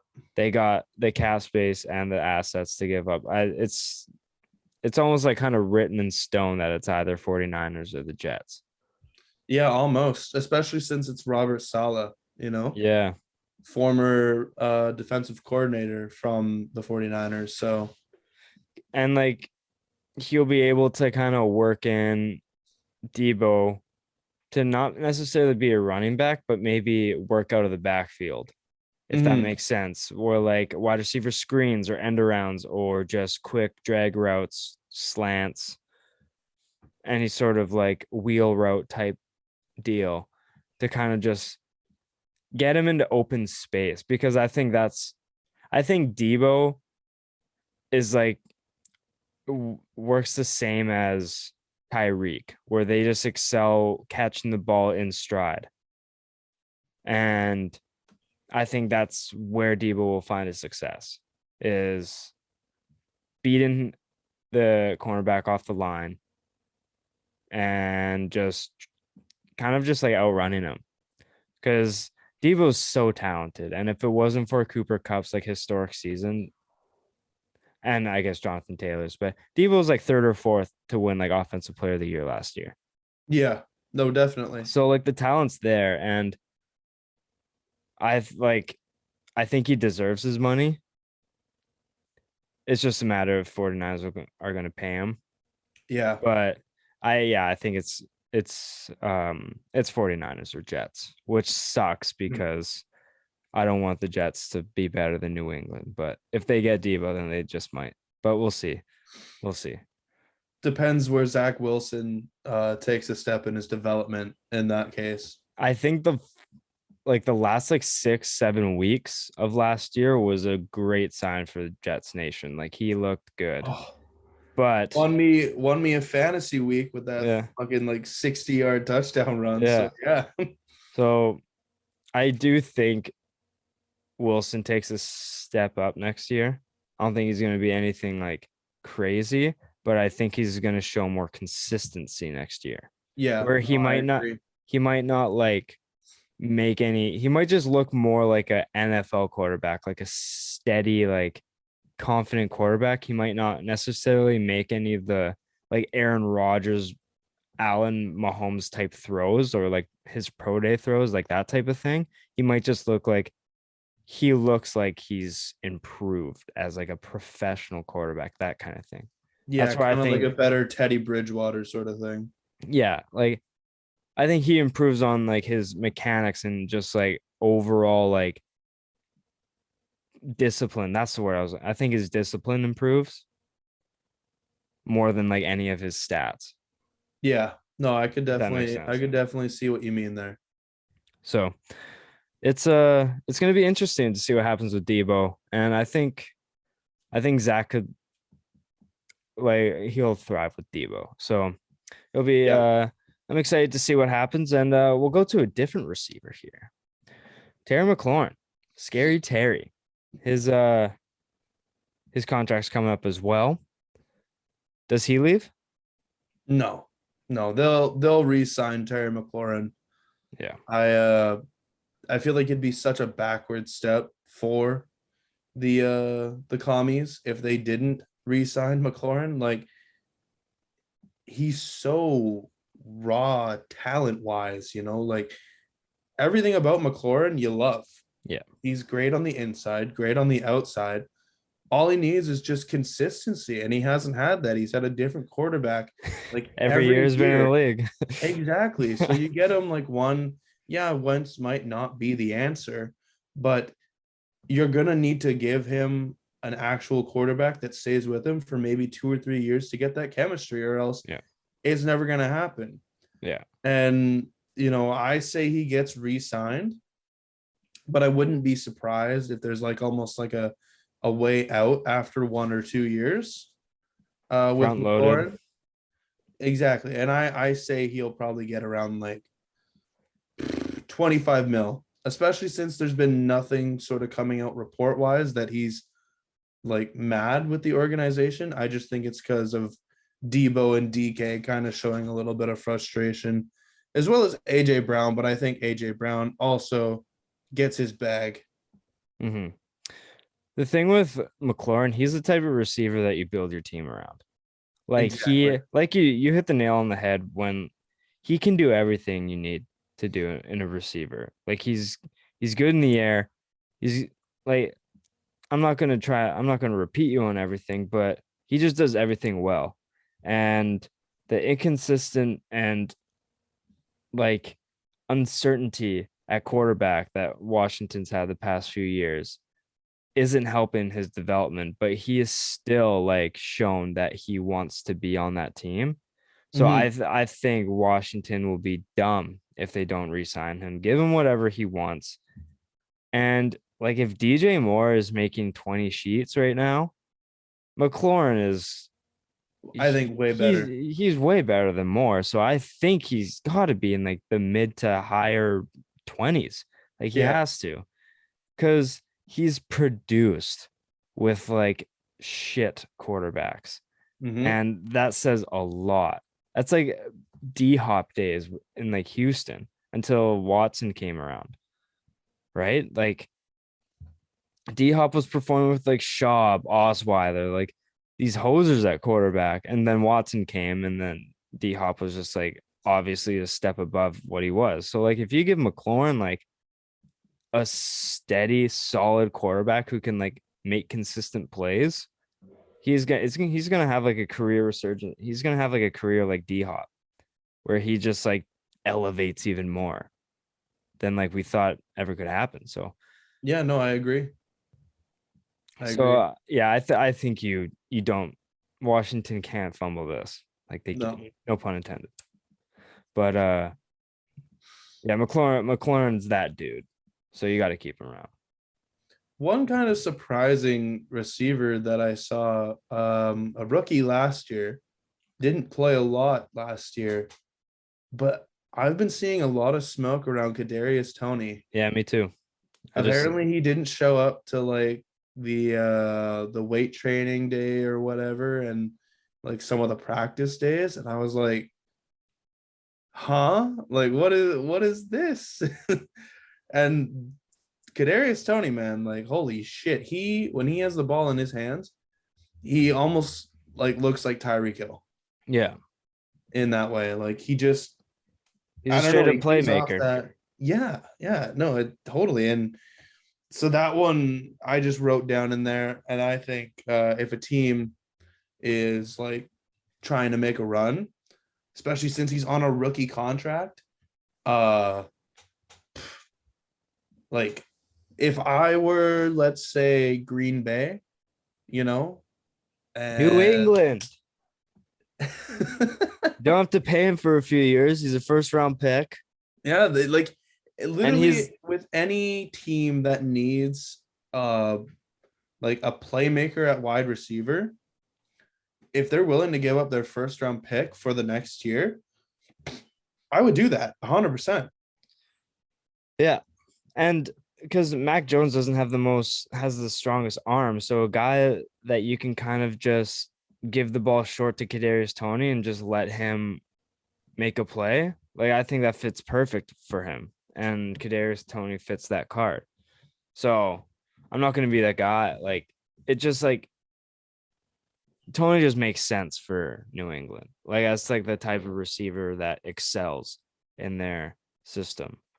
So I'm not going to be like Darren Waller, New England. It's like, no, that's just not going to happen. But like, that's like a realistic one where I can actually see like it happening. But Bill's the type of guy that likes to like wait till everything settles and then pick the scraps. Yeah. And then draft another N'Keal Harry in the first round. Try and play Classic. hero and draft a 5th round cornerback in the 2nd round. It's like we don't ever see him ever. No, But no, yeah, the Kadarius Toney one just came from the clouds. literally. Yeah, something I was not expecting. But AJ Brown, he's been pretty vocal, and he had like this interesting like passive aggressive tweet saying he's like, oh, now I'm like a bad teammate and dramatic or whatever. Mm-hmm. What was that? Yeah, no, I don't really follow too much of AJ Brown. Like he's a great receiver one, obviously. It's just hard with, I don't know, I feel like he's kind of injury prone and Yeah. it's hard to sign someone who hasn't, I think he's only put up like one full season. So it's hard to say necessarily, but like I said, I think he gets signed before the season starts. Tennessee would be absolutely stupid if they don't re-sign him, especially since they have a pretty decent wide receiver too now with Robert Woods, kind of like that possession guy. So AJ Brown can be like their big play kind of guy, like he was or like he has been. Yeah.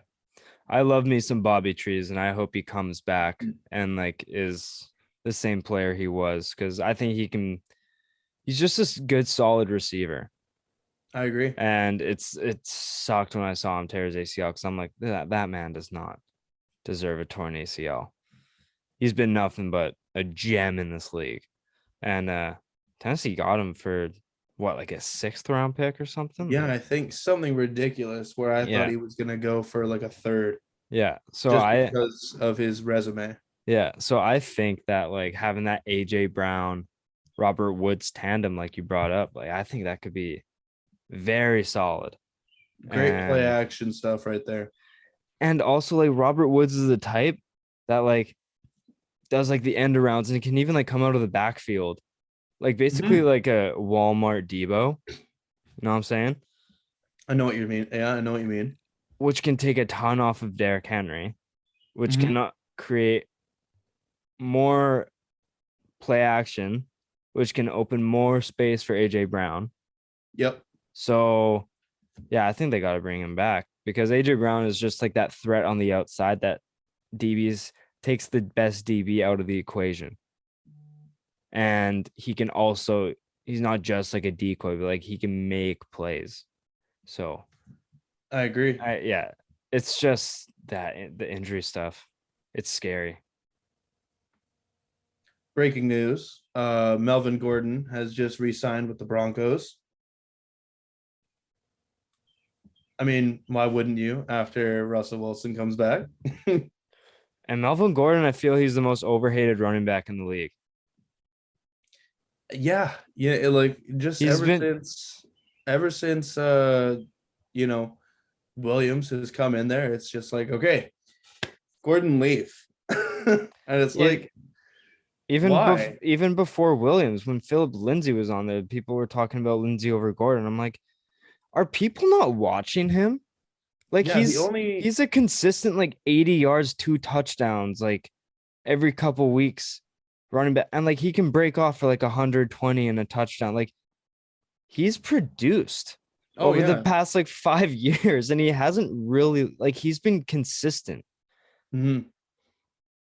The Where did only it one that like come? kind of ruined it for me was Eckler, was because it's like I felt like Eckler had juice that Gordon didn't when he was injured, and then Yeah, that's when he ended up leaving. But like for the past couple of years, no, I totally agree but with but like, that's nothing on Gordon. That's just you prefer Eckler over Gordon. But that doesn't diminish what Gordon is. It's just Eckler's better. yeah, no, literally, yeah. And it's Like, not by a big margin either.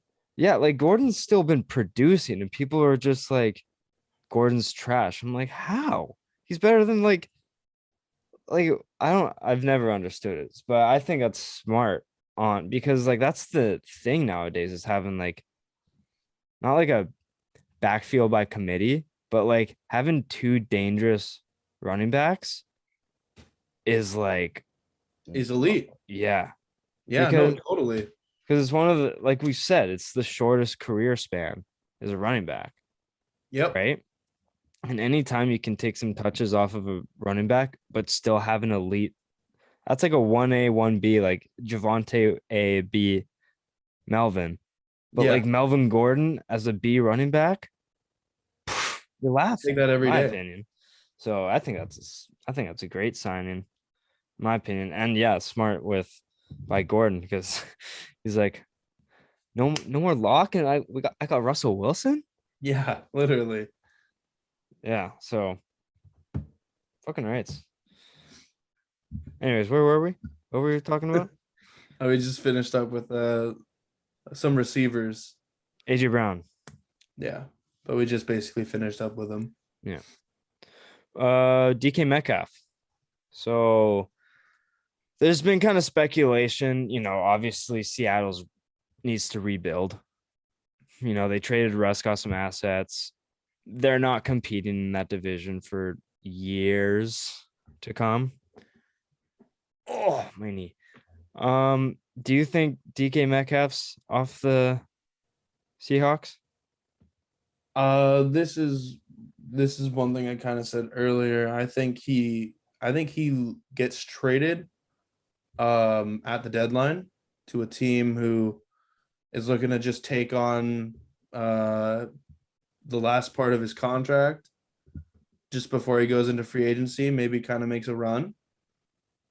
That's where I kind of see DK going for. So it's like a team trading for him when they need like another receiver. Maybe their 1A goes down and it's like, all right, we can give up a first this year and it'll be worth it if we win the Super Bowl. That's how I kind of see it going out. I don't think he gets traded right away or before the season, but I definitely think he gets traded during the season, especially if he's producing with Locke or Smith, or if they draft someone.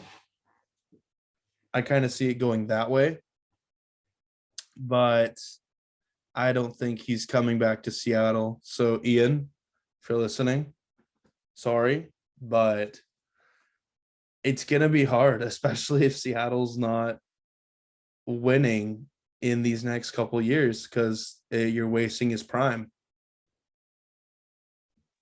Yeah, I think the DK situation is a matter of like it'll happen when it happens. We're not gonna go and force it. We're gonna wait till the right team situation offer comes along. We're not gonna force to trade him. He's gonna play his hardest until he's out. So yeah, it's just like they'll just wait for the right opportunity. And I obviously think Green Bay should trade for him because they just lost Tay. But what team do you see Metcalf on? Oh man. I feel like Green Bay is just kind of like the obvious thing to say, especially since they just lost Devontae Adams. But I think Green Bay will kind of be smart this year and maybe go after like a veteran and then draft a receiver in the first round. So, excuse me, if I had to guess where Metcalf goes, oh man, that's really like an interesting question. I don't want to say that he'd be traded into the NFC, especially in the NFC West. I mean, I've kind of seen Philly being a potential spot since they have equity this round. I like That'd be that. great for Hurts. I like Philly. Yeah, that was one that I had kind of heard, and it almost makes sense, like Yeah. going from like a young or going from no quarterback to a young quarterback now. It just, I don't know, like something about it just kind of clicks with me. Obviously, he's not going to anywhere in the AFC West. The AFC NFC. North, like maybe depends. It's not going to Cincy. Maybe Cleveland, but I don't think Cleveland wants to take on any more money. True. Fuck it. Houston Texans, man. Yo, DK would be like, what did I just do? Yeah, literally. No, do you know what? He got Money Mills, baby. That's all he needs. Exactly. Like that's what Davis Mills needs. He needs a receiver that, is like that. Like Brandon Cooks, they just re-signed him 2 years, 40 mil or whatever. So who knows? Yeah. It's gonna be super Maybe- exciting. Maybe the Colts with Matty Ice.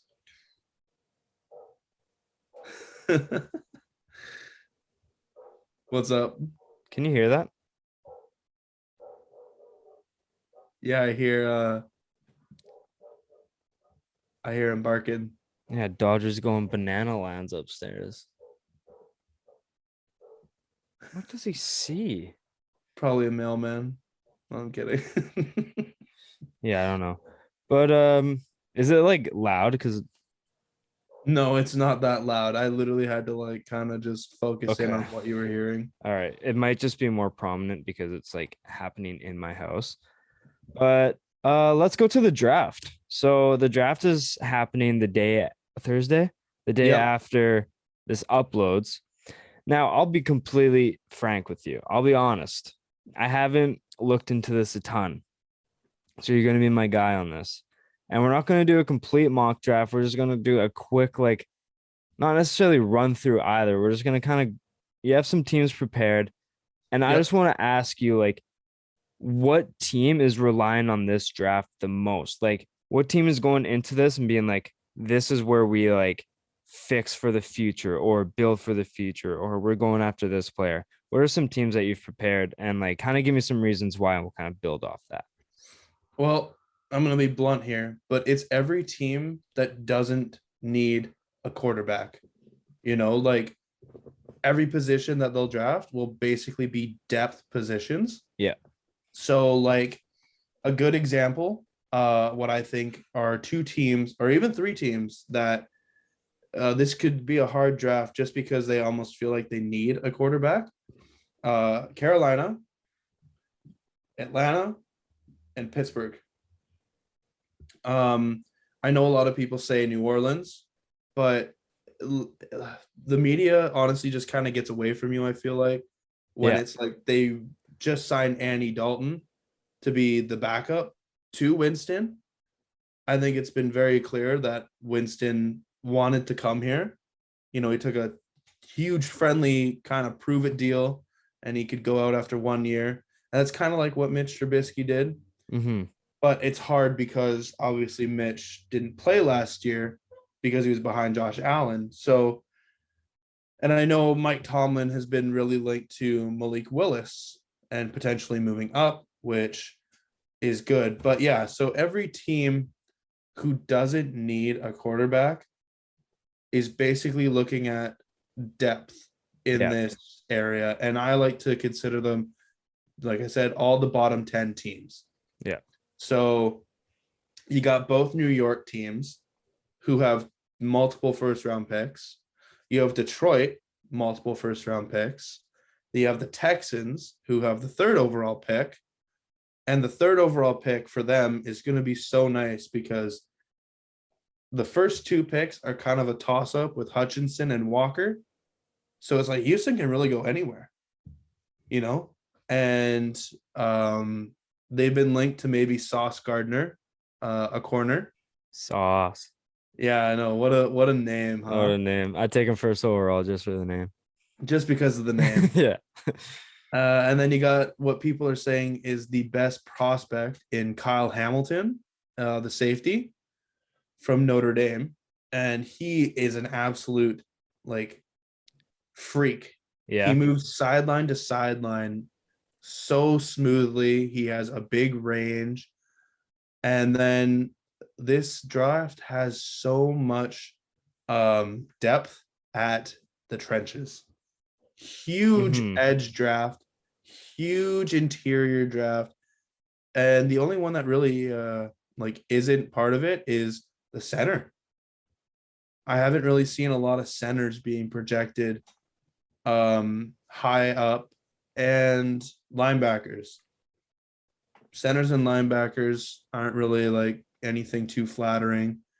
But then every team who could use a receiver, i.e. New Orleans, i.e. New England, There it is. i.e. Green Bay, there's so much receiver talent. And the coolest part about this one is the fact that a lot of people have their number one receiver as a different receiver. You got Drake London, who's a 6'4" field stretcher. You got Treylon Burks, who, in my opinion, is the best receiver in this draft. A 6'2", 220 physical just demon.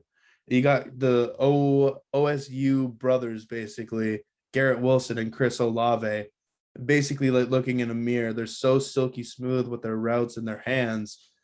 And then you got some sleepers like Jahan Dotson and Christian Watson, who could maybe sneak their way into the first round just because of their elite speed and elite hands. So it's going to be awesome to see where every team goes. And this is a record-setting 8 teams that have multiple picks within the first round. Wow. That's 8 absurd. teams. Yeah, it's crazy, dude.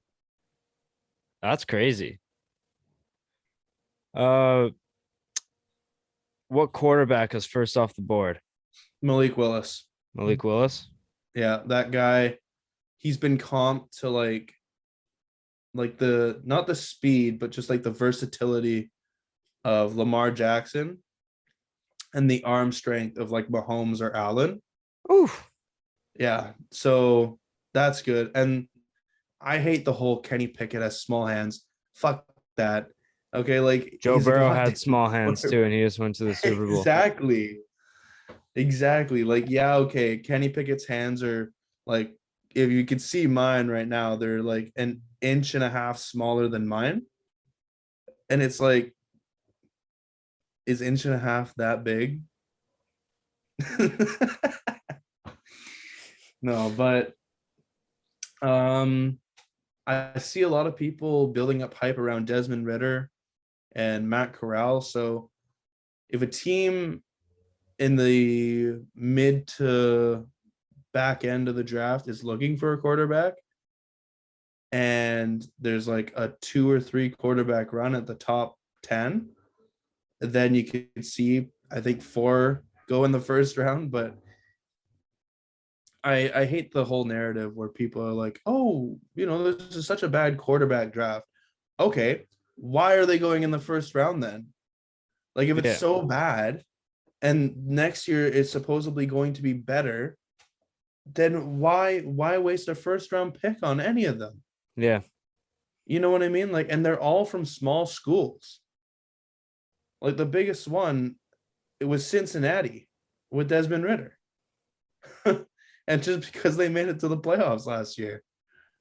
Yeah. So I don't get why any team would spend such a high pick. On a quarterback they don't believe in. Exactly. Like Especially when if you tank next year, then you have a quarterback in your midst. Yeah, I'd rather build depth at a position than drafts a quarterback I don't believe in, because quarterback's like the anchor to your offense. Yep. That's like what you build your team around. So why would you waste such a high pick on, like, I'd rather do like a Houston Texans thing and like draft like Davis Mills in like the latter half of the draft, just to maybe like make him your own kind of thing. Like you can just like develop him and he can just kind of play in if you need him to. And then Yes. just like sign like a Andy Dalton just to kind of like, obviously he's signed, but like I'm talking about like a quarterback like him. Like Bortles is on the market now. So Yeah. I mean, like, hey. Kaepernick, like just draft someone to kind of just hold the place for a year so that you can maybe wait for a better class. Exactly. So I don't understand. So I'm with you. Like, yeah, it might not be the strongest, but to say it's bad is kind of misleading, because if they're so bad, they wouldn't be going in the first round. The only reason why they'd be, yeah. So I like I listened to like Monday Morning Quarterback with what's his name? Not Palmer. Carson Palmer's brother, right? No, that's Jordan Palmer. He does something else. Oh. It's let me search it up real quick. But he did like a whole breakdown of every like the top 5 quarterbacks. Okay. And I think his like Kenny Pickett's the most pro ready. Yep. And I think he said like the best quarterback is Willis. Yeah. I think, but then he said one that he would stay away from is Cincy's. Desmond Ritter. Yeah. Yeah. Just because his discipline isn't the highest. I'm trying to find this, but I can't. If that's the knock on a quarterback, his discipline's not like more strict enough. It's like Josh Allen wasn't very disciplined coming into the league. Motherfucker came out of Wyoming. You think he was doing anything except throwing up like 60-yard bombs and throwing inaccurate passes? Hell no. Yeah. Guy was trying to make a name for himself. So if it were me, the only, like, I'll say this right now, as a Saints fan, I've heard so many people saying, oh, the Saints have ammunition to move up in the draft. I find that so dumb, considering the quarterback talent. Like, if we took a quarterback at our position that we have at 16 or 19 in the first round, I'd be fine. Yeah. Whatever. I don't want to trade up both picks when we clearly need more than just a quarterback.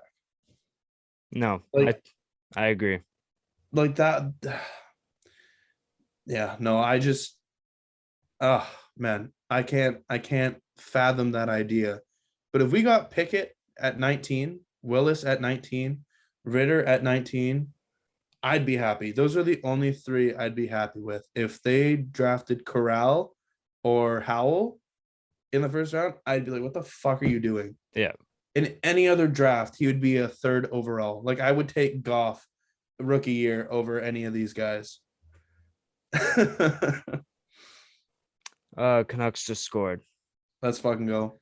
And they're in their back in black jerseys. Ooh. Yeah. We love to see those jerseys. Yeah, I think it's Sheldon Dries just scored. I may have just completely butchered that name. I know it's Dries. I forget his first name.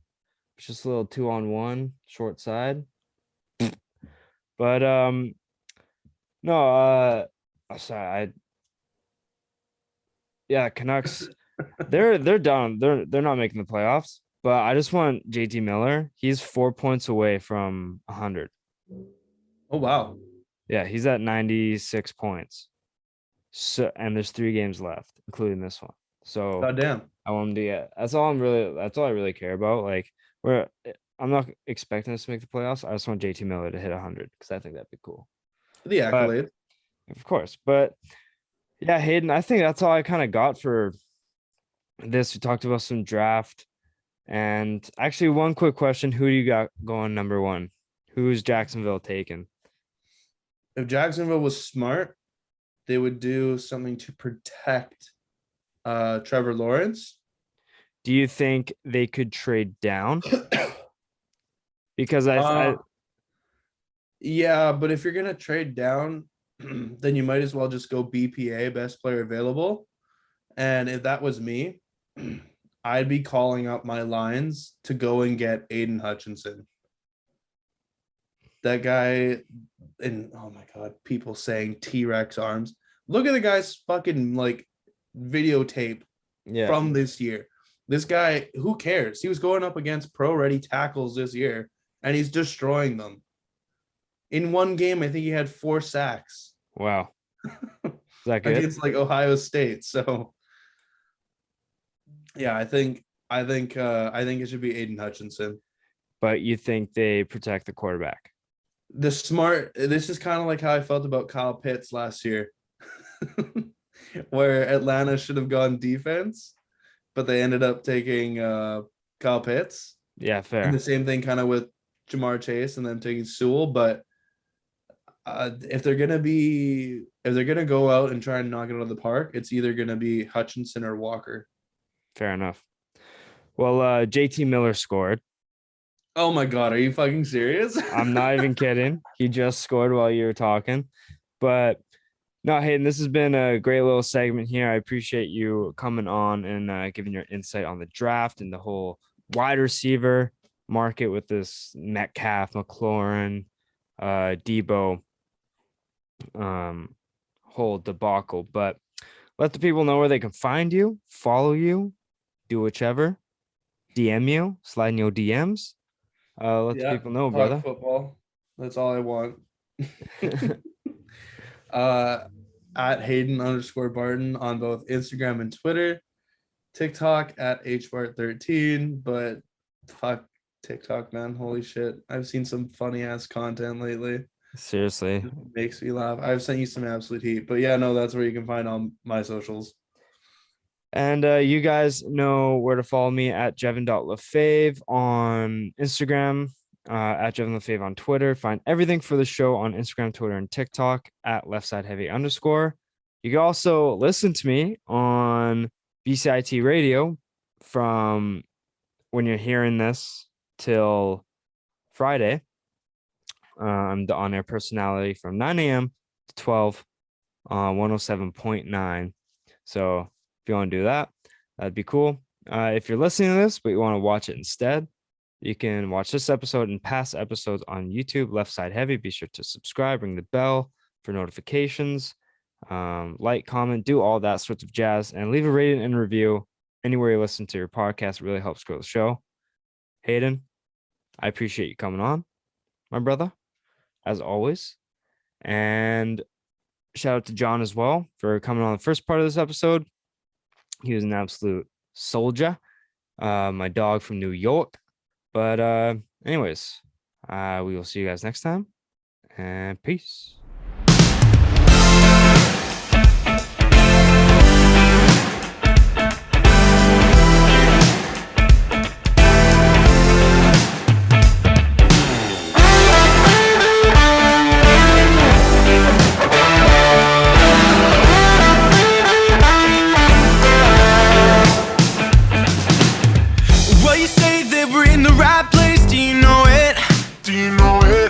Did you tie yourself down? Are you losing your grace? Did you blow it?